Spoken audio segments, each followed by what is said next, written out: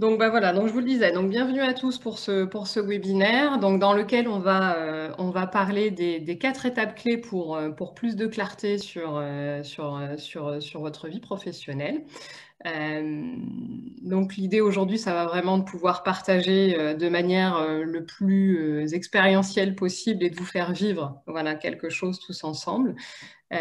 Alors globalement, voilà, il y a beaucoup de personnes que je connais qui sont présentes. Merci à tous d'être là. Déjà, ce que je voulais vous partager, c'était voilà, sur le pourquoi vous êtes là. Est-ce que c'est parce que vous êtes à la recherche de solutions? Est-ce que c'est parce que vous êtes, voilà, vous avez envie, c'est par curiosité, vous avez envie d'apprendre, vous avez envie de découvrir quelque chose et voilà, et ça a suscité votre intérêt? Est-ce que les sujets que je vous ai proposés, en fait, bah, vous avez dit, tiens, ça me parle, et je me suis retrouvée dans ce besoin de clarté. Ce que j'ai envie de vous proposer, c'est dans un premier temps de partager dans le chat si, voilà, si un de ces 3 sujets qui vous parlent et de dire, bah, voilà, aujourd'hui, vous, chacun, pourquoi vous êtes là et qu'est-ce que vous avez envie d'y trouver. Je vais vous laisser quelques minutes pour me partager votre raison.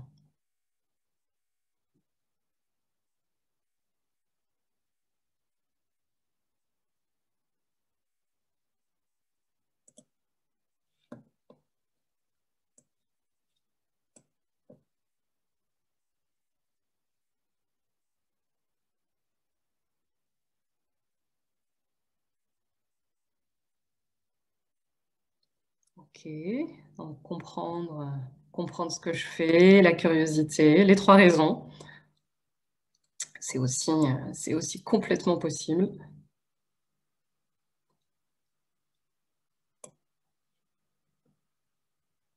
Ok, super. Donc trouver des solutions, la curiosité et ça vous parle. Ok, je vous remercie pour ce partage. Alors, ce que je vous propose, c'est de partager aussi donc, les règles du jeu pour cette séance. Ce que je vais vous proposer, c'est qu'on soit, voilà, que les questions-réponses, on se les garde pour la fin, pour que je puisse vraiment vous faire vivre les différentes étapes que j'ai à vous proposer. Ce que je vous propose également, c'est d'être complètement disponible et de vous accorder ce temps. Vous avez choisi d'être là, que ce soit par curiosité ou pour avoir des solutions. Voilà, vraiment de pouvoir vous accorder ce temps que vous avez choisi de prendre. Et aussi de vous poser la question, quelle est la promesse que je me fais pendant cette heure que je choisis de passer là? Et qu'est-ce que je serais prêt à changer, à envisager de changer? Donc là, c'est pour vous. C'est juste d'avoir ça en tête, c'est de vous dire, voilà, qu'est-ce que je serais prêt à changer? Et puis un point qui me semble important aussi, on vient tous d'univers différents dans lesquels après on peut se recroiser, bah, c'est de la notion de confidentialité sur tout ce qui pourrait être partagé. Ce que je vais vous proposer des exercices et parfois de partager et d'amener votre retour d'expérience. Donc il est important pour moi de poser ce cadre de confidentialité, que ce soit moi envers vous et chacun les uns envers les autres. Voilà, donc je vous remercie vraiment pour ça. Également de la bienveillance, c'est vraiment dans le sens de non-jugement, c'est-à-dire que voilà, on fait attention à ce que chacun amène et on accueille ce qui est proposé. Du respect ça va dans le même sens sur tout ce qui va être proposé. Et puis bah, bien sûr être dans l'écoute puisque dans les temps de partage, qu'on puisse laisser la place à chacun qui s'exprimera. Voilà, maintenant que c'est fait, alors qui suis-je? Alors, il y en a une partie de la communauté présente qui me connaissent. Et puis, bah, il y a voilà, des personnes qui ne me connaissent pas. Ce que j'ai envie, là, aujourd'hui, c'est de vous partager, finalement, la personne que je suis aujourd'hui. En fait, je suis une ancienne responsable marketing qui était sous pression permanente, qui avait du mal à garder son équilibre. Donc ça c'était la partie d'avant. Et ce que j'ai choisi de devenir, en fait, et ce qui m'a poussée à être ce que je suis aujourd'hui, c'est que voilà, je suis passionnée par les relations humaines. Juliette, qui est présente et qui a travaillé dans mon équipe, pourra en témoigner. Et puis, bah, il y a aussi cette notion d'équité pour chacun.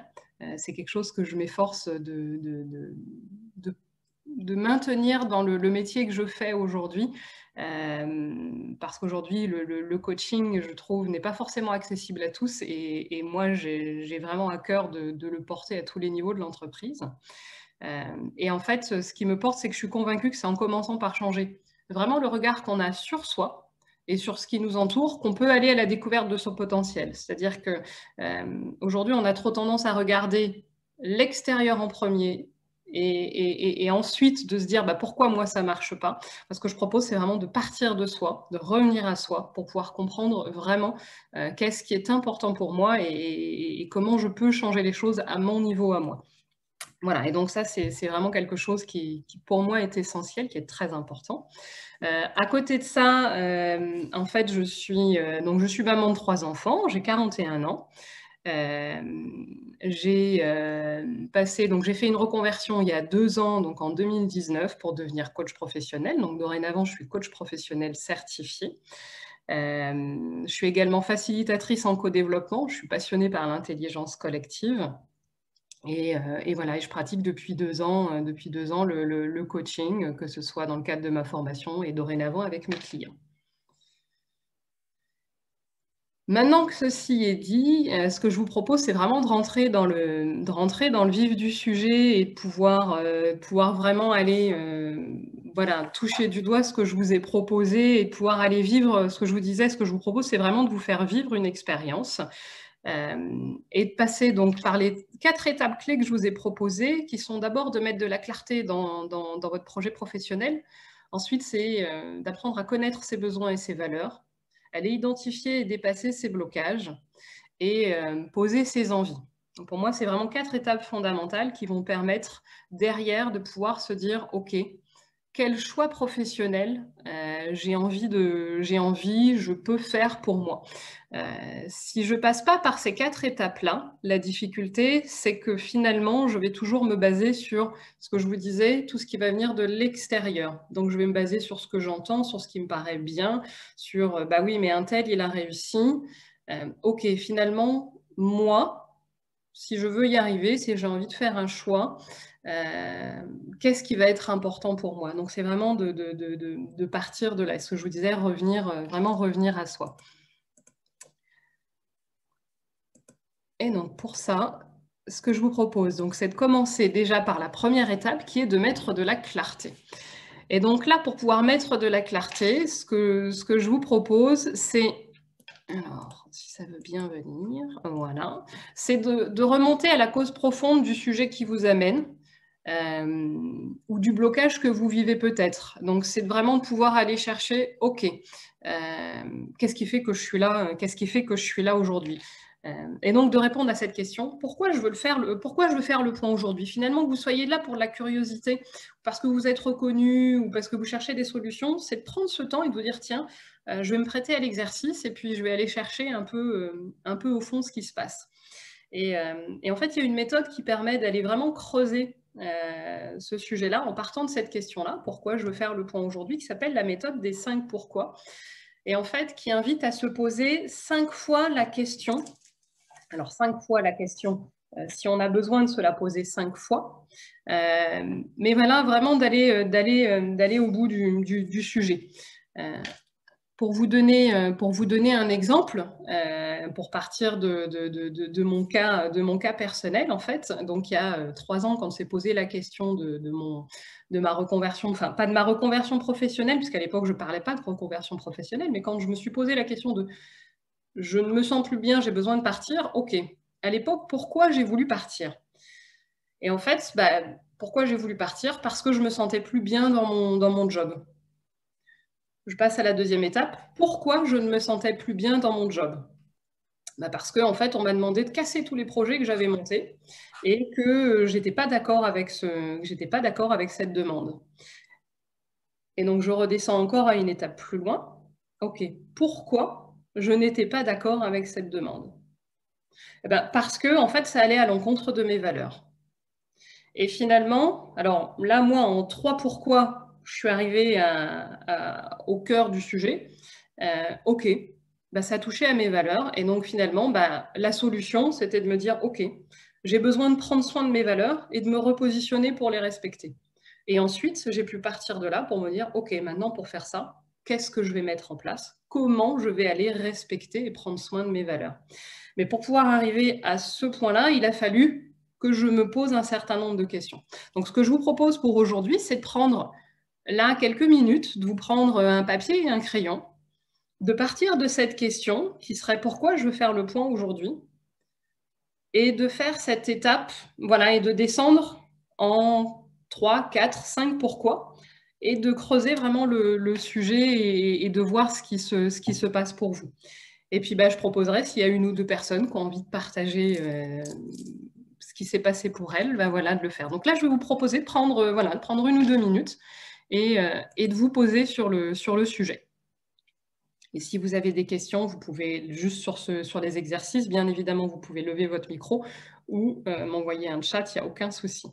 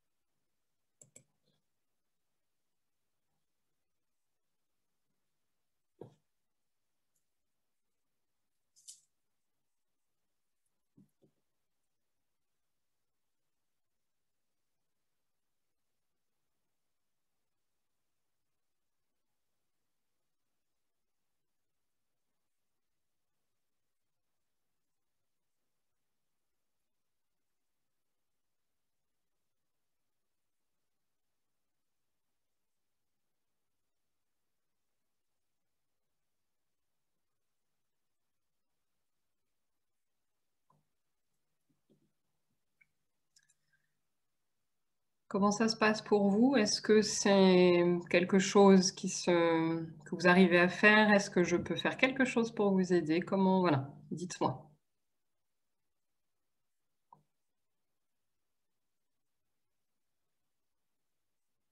Que ce soit par le chat ou par le micro, n'hésitez pas. Stéphanie, je commence. Ouais, avec plaisir.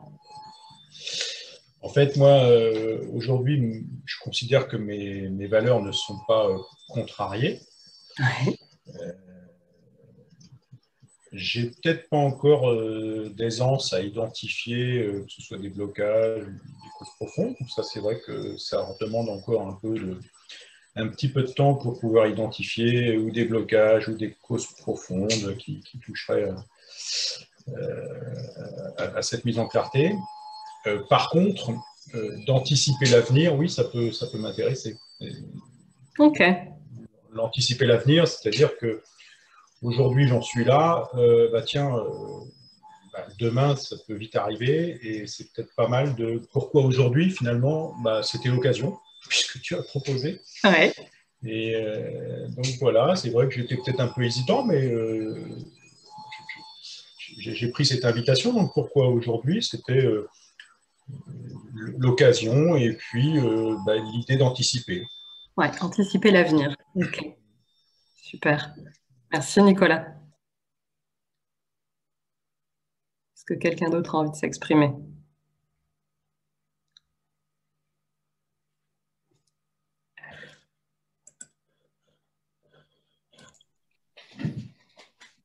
Moi, je veux bien, Stéphanie. Patrice. Yes. Vas-y. Alors, je vais remettre ma caméra. Alors, pourquoi que je me pose aujourd'hui, c'est pourquoi ma situation professionnelle n'est pas stabilisée, pourquoi j'ai du mal à la stabiliser. Bref, retour en arrière rapide. J'ai opéré, moi, un changement il y a 3 ans qui n'est pas de mon fait. Et donc, j'ai été poussé à une reconversion, ou du moins un changement d'horizon.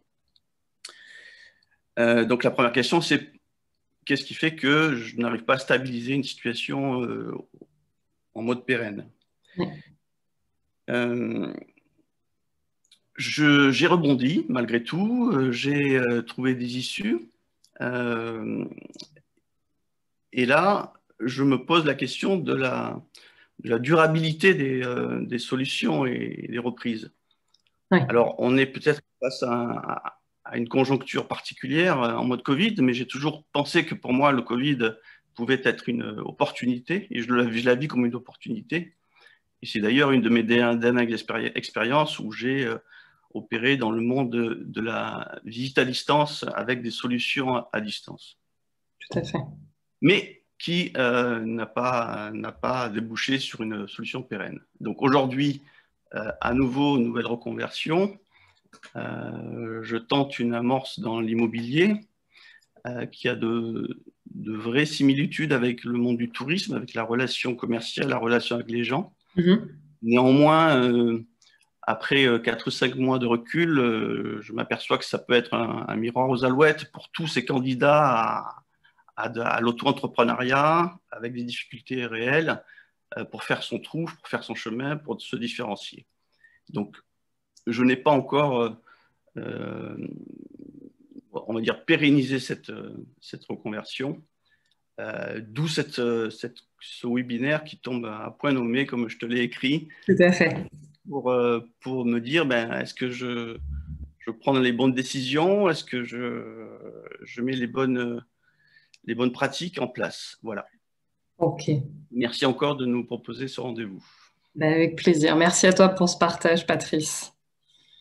Bon, ce que je vous propose, c'est qu'on continue d'avancer pour que je puisse vraiment vous faire bénéficier de chacune des étapes. Si après, quelqu'un d'autre a envie de partager dans le chat, n'hésitez pas.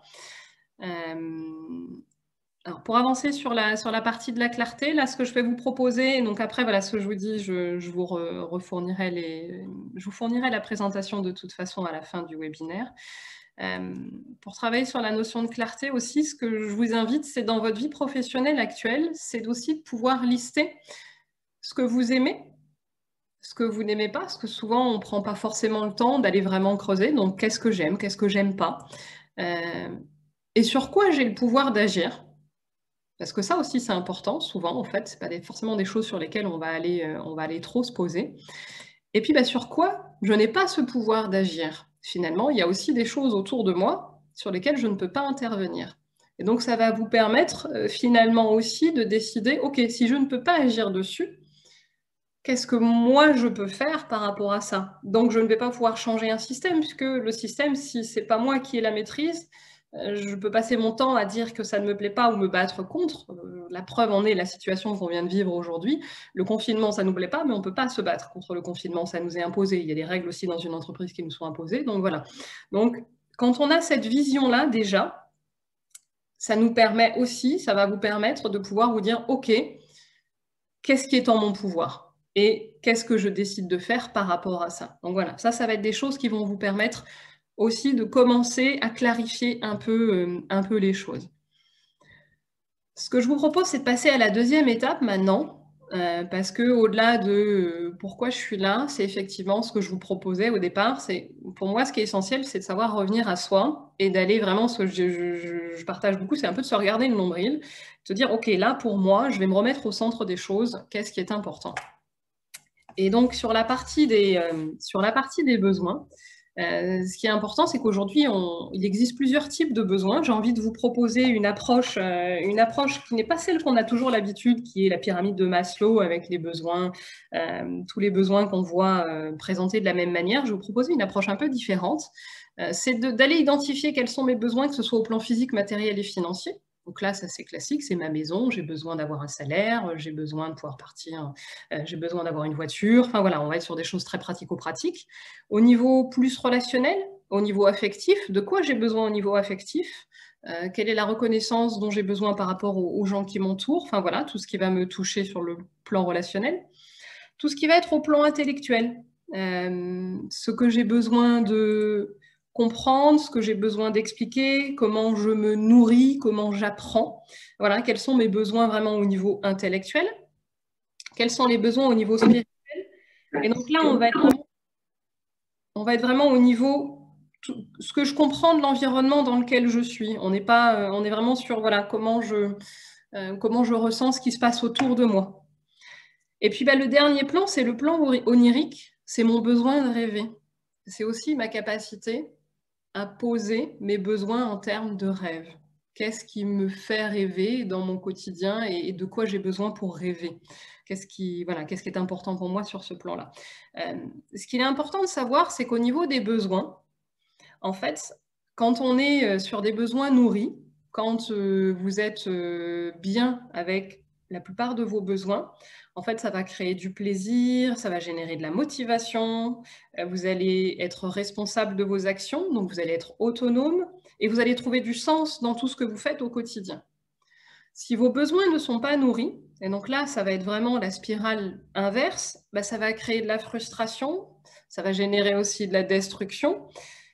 Ça va entraîner souvent de la dépendance. Quand je ne me sens pas bien, c'est là où on va retrouver les dépendances qui sont liées à l'alcool, au tabac. Enfin voilà, c'est qu'il y a un problème de besoin qui n'est pas nourri. Et puis c'est là qu'on va aller trouver la perte de sens et la perte de conscience aussi. À force de ne pas nourrir ses besoins, on en oublie qu'on a des besoins. Il y a des gens aujourd'hui, en fait, qui pensent ne pas avoir de besoins, tellement ils ne se sont pas posé cette question-là. Donc voilà, c'est vraiment de prendre le temps de réfléchir à quels sont vos besoins aujourd'hui. Et ce que j'aurais envie de vous proposer, c'est de partager, alors pareil, soit dans le chat, soit à l'oral, mais 2 besoins que vous connaissez et que vous nourrissez, et puis 1 ou 2 besoins auxquels, là, vous pensez, avec ce que je viens de vous présenter, que vous vous dites, tiens, en fait, ce besoin-là, je ne le nourris pas. Voilà, ce que je viens de vous partager, c'est de voir si ça vous fait venir une prise de conscience et de le partager là avec le groupe.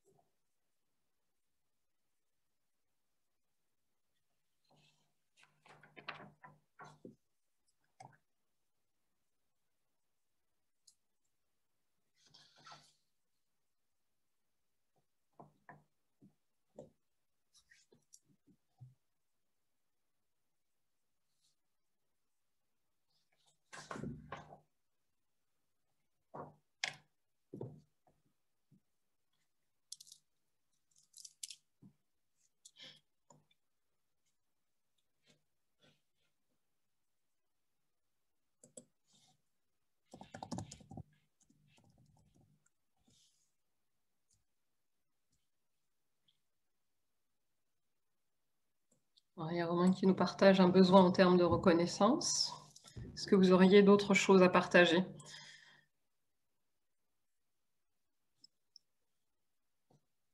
Là, on peut avoir des besoins d'échanger. Par exemple, si je prends un exemple, on peut avoir besoin d'échanger avec ses amis. Puis, avec le contexte qu'on vient de passer, il y a des gens qui ont des besoins relationnels qui sont très forts, qui ont besoin d'échanger en permanence. Puis, avec ce qui vient de se passer et la situation actuelle, en fait, c'est un besoin qui disparaît. C'est un besoin qui est plus difficile à nourrir. Donc, forcément, ça crée de la frustration. Et le seul moyen, en fait, de pouvoir lever cette frustration, c'est d'identifier un besoin, un nouveau besoin qui pourrait être rempli.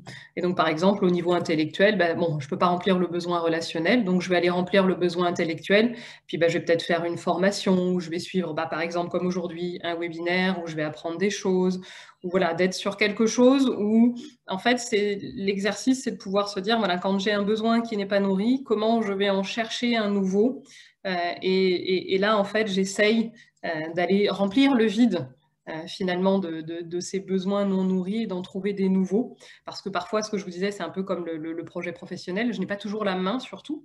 Là, le besoin relationnel, par exemple, avec le Covid, je n'avais pas la main dessus. Je n'avais pas la possibilité de pouvoir le nourrir. Donc, je peux passer mon temps à me dire, ce n'est pas normal, mais ça ne nourrira pas mon besoin. Ou alors, je peux me dire, OK, celui-là, je le mets de côté, et puis quand ça reprendra, je recommencerai. Mais en attendant, je suis seule, je ne peux pas sortir. Tiens, qu'est-ce que je peux faire d'autre? Voilà, au niveau intellectuel, au niveau spirituel, ou au niveau onirique, j'ai besoin de rêver, je vais m'inventer des voyages, je vais réfléchir à ce que je ferai quand ça reprendra. Voilà, c'est d'essayer d'aller plus loin. Alors, je vous propose d'avancer sur la suite, c'est d'avancer sur les valeurs. Parce que j'en parlais tout à l'heure, donc il y a les besoins qui sont importants d'être nourris, mais il y a aussi les valeurs. Aujourd'hui, les valeurs sont des choses qui sont profondément ancrées et qui se sont construites de par mon éducation, de par mon expérience. Enfin voilà, c'est tout ce qui m'est arrivé, tout ce que je cumule d'expérience qui fait qu'aujourd'hui j'ai un certain nombre de valeurs. Alors ces valeurs, ce sont des choses qui évoluent, elles ne sont pas forcément fixes dans le temps. Souvent on a un tronc commun que l'on retrouve, qui nous sont portés quand même. Mais voilà, c'est quelque chose qui est aussi variable et c'est intéressant de se poser régulièrement de la question de où j'en suis dans mes valeurs et qu'est-ce qui est important pour moi là tout de suite. Ça permet aussi de se dire que quand je vais construire quelque chose, je vais vraiment m'appuyer sur ce qui a du sens pour moi. Et donc, les valeurs, pour pouvoir travailler sur ces valeurs, parce que c'est quelque chose dont on entend beaucoup parler, qui n'est pas toujours facilement tangible et accessible, en fait, il y a celles que je connais, souvent on en connaît une ou deux. Moi, je sais que par exemple, j'ai une valeur qui est très forte, qui est la valeur de justice. C'est une valeur que j'ai toujours eue. Quand quelqu'un est mis à l'écart alors que, quand quelqu'un est pointé du doigt alors que finalement ça n'est pas juste parce que c'est pas cette bonne personne qu'il fallait pointer du doigt, ça vient me toucher, ça me met en colère. En règle générale, vous allez vous rendre compte, vos valeurs, c'est quand on les touche, c'est soit vous avez une grande bouffée de satisfaction, soit ça va faire générer beaucoup de colère. Voilà, si vous vous faites arrêter dans la rue parce qu'on va vous dire vous avez grillé le feu rouge alors que en fait vous l'avez pas grillé, vous allez vous sentir vraiment, enfin voilà, ça va vraiment toucher quelque chose de très fort chez vous. Il y a des gens chez qui ça va rien générer, ils s'en fichent. Enfin voilà, il y a vraiment des notions qui sont de ce type-là. Donc il y a souvent celles que je connais parce qu'on en a conscience de quelques-unes. Et puis il y a celles qui me viennent de mon histoire, et puis il y a celles qu'on me reconnaît. Et quand je vais partager avec les gens autour de moi, on va me dire ah bah oui, mais toi, voilà, toi tu vas être une grande justicière par exemple. Faut toujours que tu sauves la veuve et l'orphelin. Donc ça, c'est des choses qui vont être renvoyées par les autres. Pour travailler sur ces valeurs et sur celles qui me viennent de mon histoire, qui sont finalement celles qui sont souvent les plus difficiles à toucher, il existe un exercice qui est assez simple à faire. En fait, c'est de réfléchir à 3 personnes qui nous inspirent. 3 personnes, alors soit qui nous inspirent, soit qu'on pourrait dire qui sont nos héros. Ça peut être des personnes réelles ou des personnes avec qui j'ai des échanges ou des personnes en fait avec qui je ne parle pas. Par exemple, un acteur, un auteur célèbre, un homme politique. Voilà, et on peut. L'idée, c'est vraiment de se raccrocher à une personne qui pour nous a du sens et de penser quelles sont les qualités. Si vous deviez là prendre quelques secondes et réfléchir à une personne qui vous a vraiment marqué et de vous dire ok, quelles sont les qualités de cette personne. Et en règle générale, en fait, les qualités qu'on va reconnaître à cette personne, en prenant le temps de regarder, en fait, on va se rendre compte, vous allez pouvoir vous rendre compte qu'il y a des choses que vous avez intégrées et qui font partie de vous. C'est-à-dire que, par exemple, si vous allez admirer, moi je sais que dans mes héros, c'est assez basique, mais dans mes héros, en fait, moi ma maman, je la reconnais comme une personne qui m'a inspirée. Pour moi, ce que je reconnais le plus chez elle, c'est le courage. Et effectivement, j'ai une de mes valeurs, en fait, c'est le courage. Donc, dans tout ce que je mets en place et dans ce qui me porte. Et voilà, et donc c'est de pouvoir faire cet exercice-là et de vous raccrocher à une personne, 2 personnes qui vous inspirent et de faire la liste de ces valeurs et vous dire, bah, ça me parle. Et puis ça me parle pas parce que tout n'est pas obligé de vous parler. Puis il y a des choses que vous pouvez lui reconnaître mais que vous n'avez pas la sensation de porter. Puis voilà, de prendre le temps. Et puis de réfléchir aussi, de vous dire, ok, dans les expériences que j'ai vécues, quelles sont les qualités que j'ai dû mettre en œuvre? Et comme ça, vous raccrochez entre les personnes qui vous inspirent et les expériences que vous avez vécues et vous allez voir en fait apparaître des zones de convergence. Et finalement, ça va vous permettre de mettre le doigt sur des choses qui sont importantes pour vous. Alors, une fois que vous avez travaillé sur les besoins et les valeurs, je vous le disais, il y a la notion aussi, donc la 3e étape clé, c'est la notion vraiment là de blocage, donc identifier, dépasser ces blocages. Et là, ce que j'ai envie de vous proposer, c'est les croyances limitantes. Les croyances limitantes, c'est un élément qui vraiment vient empêcher de vivre pleinement les actions qu'on met en place. Ça nous empêche souvent d'agir comme on veut. C'est pour ça qu'on dit que ce sont des croyances limitantes. Et en fait, si on se libère de ces croyances limitantes, ça va permettre de vraiment poser un œil neuf sur les choses et de se poser de nouveaux objectifs. Donc, c'est vraiment de pouvoir faire un pas de côté, de se décaler, de se dire « Ok, je peux voir les choses autrement ». Nos croyances limitantes, c'est quelque chose qui nous vient souvent. C'est, de toute façon, globalement, notre façon de fonctionner et tout ce dont on est porteur aujourd'hui nous vient de notre éducation, de notre histoire, nous vient de personnes qu'on a rencontrées dans notre vie qui nous ont marquées et qui ont posé, donc des fois en positif, puis des fois en négatif, des personnes qui nous ont limités. Et donc, c'est de pouvoir aller identifier ça et de se poser la question « Quelle croyance limitante je me reconnais ?» Alors, une croyance limitante, en fait, c'est quelque chose qu'on se formule souvent comme une évidence. Et ça contient les mots « toujours »,« jamais »,« personne »,« tout le monde »,« chaque fois »,« je suis trop » ou « je ne suis pas assez ». Donc, par exemple, « je suis trop timide »,« je n'ai pas fait assez d'études », le travail, pour travailler dur, il faut travailler dur pour réussir. Et c'est des choses qui vont vous venir, l'argent ne fait pas le bonheur. Voilà, tout ça, ce sont des choses qui vont vous venir de votre histoire. Et là, c'est de prendre quelques secondes et de réfléchir et de vous dire, tiens, c'est vrai que je me dis toujours ça. Quand je réfléchis, alors que ce soit à votre projet professionnel ou quand vous vous dites, il faudrait vraiment que je quitte ce job, je suis pas bien, j'ai besoin de faire autre chose. Et là, vous allez avoir toujours cette petite voix qui va venir vous dire « Oui, mais t'as pas fait assez d'études pour ça » ou non, mais tu pourras jamais travailler, tu pourras jamais dépasser ça. De toute façon, tu as passé trop de temps dans cette même entreprise, tu pourras plus jamais partir. » Là, on va être dans le voilà, je suis trop. Donc, vraiment d'identifier celles qui vous limitent le plus et puis d'aller trouver des preuves qui vont aller la contredire. Et donc là, c'est dire, en fait, face à cette croyance limitante, donc si je prenais un exemple sur le « il faut travailler dur », ça va être de lister les cas où en fait, c'est pas toujours dur de travailler. Donc comment ça se passe ? Finalement, quand je suis sur des projets qui m'éclatent, c'est pas dur. Quand je suis en train de travailler sur tel ou tel sujet, ça passe tout seul. Ou quand je travaille avec telle ou telle personne, ça passe tout seul. Et donc là, ça va être de trouver des preuves qui vont vous permettre de dire à cette croyance limitante, en fait, c'est faux, je comprends pas en fait. Ça n'est pas toujours vrai. Et puis ensuite, ça va être de chercher la parade. En fait, il y a pour certaines personnes, réussir, c'est se faire plaisir.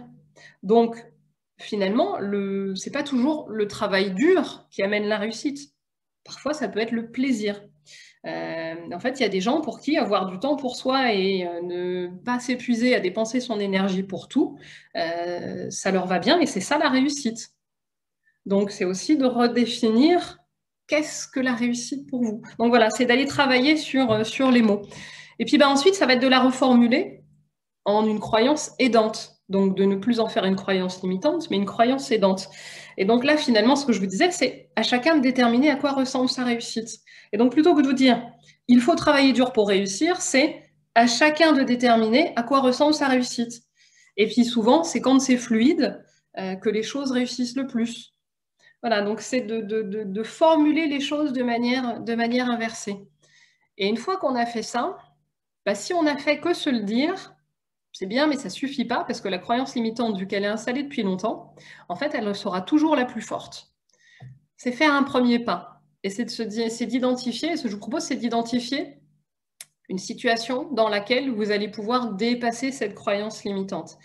Et donc, vraiment, de vous dire, tiens, pour ce projet-là, j'ai envie de le réussir.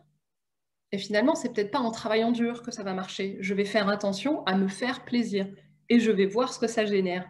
Alors, vous n'allez pas pouvoir passer tout de suite sur des sujets qui sont énormes. C'est pour ça que je parle je vais vous proposer un premier pas et un premier petit pas. C'est souvent, ça va être dans une action du quotidien. Par exemple, si on prenait la croyance limitante, je suis timide. Ou là, voilà, je me catégorise comme quelqu'un de timide et je ne peux pas y arriver. Si demain, je veux dépasser ma croyance limitante en faisant une conférence devant 300 personnes, je vais juste la renforcer, ma croyance limitante. Et jamais j'en sortirai. En revanche, si je me dis, tiens, je vais dépasser, je vais faire cet entretien avec cette personne qui me fait un peu peur, mais je sais que je peux le faire, je fais juste avec une personne. Voilà. Ou j'organise un webinaire à laquelle je convie 10 personnes et tout va bien. Donc voilà, après, c'est de pouvoir aussi vous fixer des objectifs à la mesure finalement de ce que vous vous sentez capable de faire. Pour pouvoir dépasser un blocage de manière pérenne, il faut savoir le faire dans des petites situations d'abord. En fait, l'objectif, ça va être d'apprendre à votre cerveau que c'est possible et donc de créer un nouveau chemin de possibilités. Donc là, voilà, c'est vraiment quelque chose qui va être important. Et puis, dans un dernier temps, c'est de faire la liste et c'est de vous poser la question de... Enfin, c'est pas de vous faire la liste, c'est de vous poser la question fondamentale de quoi j'ai envie.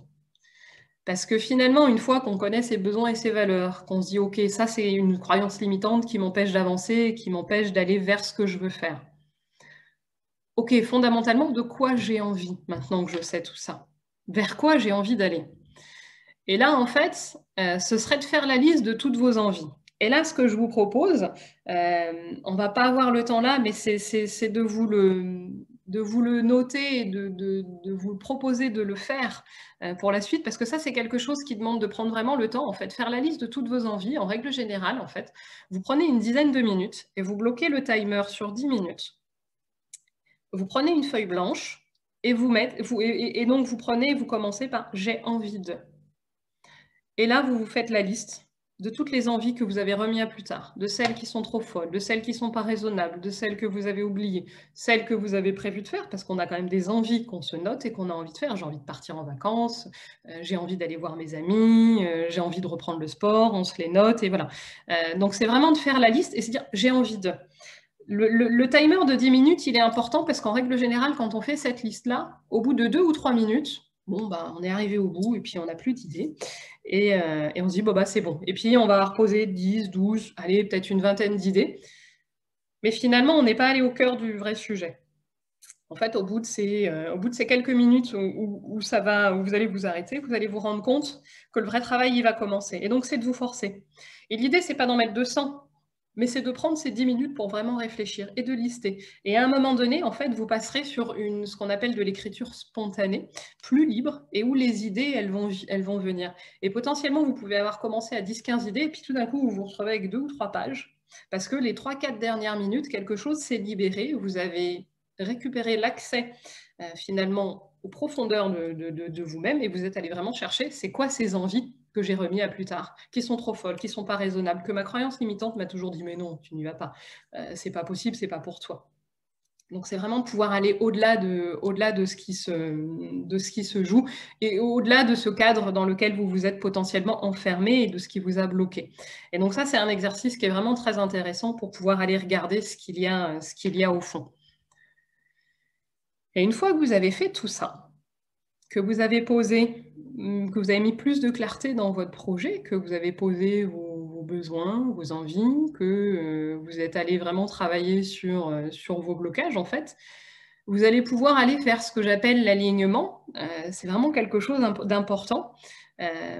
En fait, pour nourrir son projet, en fait, il faut vraiment faire le lien entre ces envies, parce que dans ces envies-là, je vais aller trouver potentiellement mon besoin spirituel ou mon besoin onirique.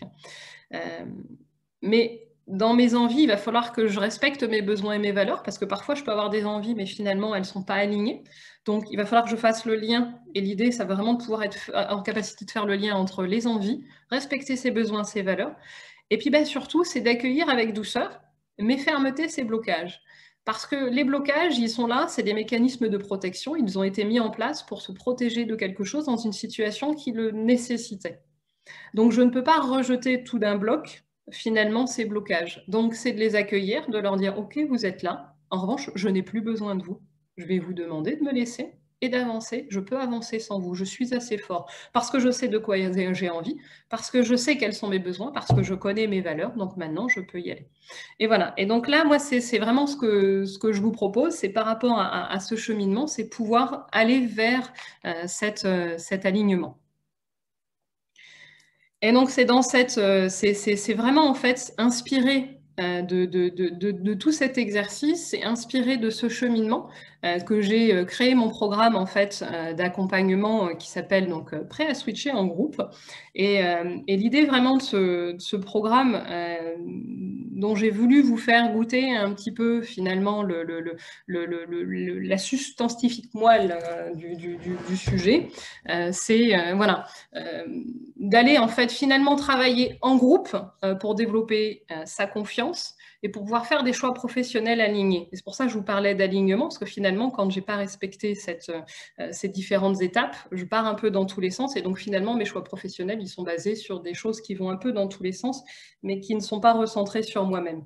Et ce programme, en fait, j'ai eu envie de le construire basé sur une notion de groupe. Donc l'objectif pour moi, c'est de travailler avec 4 à 6 personnes pour pouvoir finalement aller travailler à la fois sur des temps individuels qui permettront de creuser des sujets qui sont plus personnels, plus clés et sur lesquels on a parfois besoin de prendre le temps de se poser, et puis de bénéficier à la fois de la force du groupe, donc d'avoir des temps collectifs pendant lesquels finalement on va pouvoir se booster les uns les autres, où vous allez pouvoir finalement vous nourrir aussi de ce que l'autre apporte parfois. Moi, c'est des choses que j'ai rencontrées en fait avec certains de mes clients. Donc moi, ça, c'est une méthode aujourd'hui que j'utilise déjà avec mes clients, mais au niveau individuel. Et en fait, j'ai souvent pris conscience qu'il y a des étapes qui sont plus compliquées que d'autres. Alors, notamment les étapes où on va arriver sur les blocages, mais même les besoins et les valeurs. Et parfois, on va manquer d'inspiration, on ne va pas trop oser aller sur le sujet. Et en fait, le fait de travailler en groupe, de réfléchir en groupe, on va pouvoir s'inspirer les uns les autres. Il va y avoir une idée qui va être donnée. Ça va permettre de créer l'éclairage chez une nouvelle personne. Puis se dire, bah, tiens, moi aussi, je partage ça, puis ça me fait penser à ça. Et en fait, d'aller plus vite dans l'accompagnement et de pouvoir finalement booster le travail qui est fait. Et donc, voilà, l'objectif de ce programme, c'est vraiment de pouvoir passer sur les différents niveaux, que ce soit, voilà, je vous disais, individuel et collectif. Et donc, l'idée, là, c'est de pouvoir travailler donc, pendant 6 mois. Donc, ça va être quelque chose d'assez intensif, parce que l'idée, c'est pendant 6 mois de passer par les différentes étapes que je vous ai proposées et de pouvoir prendre chaque mois un temps complet pour travailler sur, OK, poser, d'où je pars, comment ça se passe, avec un exercice qui permet de travailler sur son point de départ. Là, c'est ça, sur un temps collectif, et ensuite d'aller travailler sur apprendre à se connaître, et donc là, sur les différentes étapes. Je travaille aussi avec un profil comportemental, pour pouvoir vraiment descendre sur quelle est ma relation à moi-même et ma relation aux autres, comment je fonctionne, comment je m'inscris dans un groupe, quelles sont mes motivations. Donc voilà, ça va être de travailler donc pendant 6 mois sur 7 modules qui vont vraiment permettre de travailler en profondeur et en exploration sur soi, pour à la fin, en fait, pouvoir prendre la bonne décision et pour pouvoir se dire, OK, c'est par là que j'ai envie d'aller et le plan d'action que j'ai envie de mettre en place, c'est celui-ci. Et donc, voilà, c'est ce que je vous disais, c'est vraiment partir sur cette exploration de soi pour pouvoir arriver enfin à la réponse de « Ok, j'ai envie d'aller là, je le sais, c'est ce qui est bon pour moi ». Et en règle générale, ça permet, ce que je vous disais, de ne pas se disperser et finalement de ne pas se chercher pendant plusieurs années et puis d'emprunter des voies qui vont être compliquées. Après, voilà, toutes ces voies, elles vont vous nourrir et elles vont venir alimenter, votre projet, mais c'est vrai que parfois, plutôt que de passer 2 ans, prendre 6 mois pour se reposer sur soi, ça permet vraiment d'avancer plus vite et puis de se sentir mieux et puis surtout d'apprendre à mieux se connaître.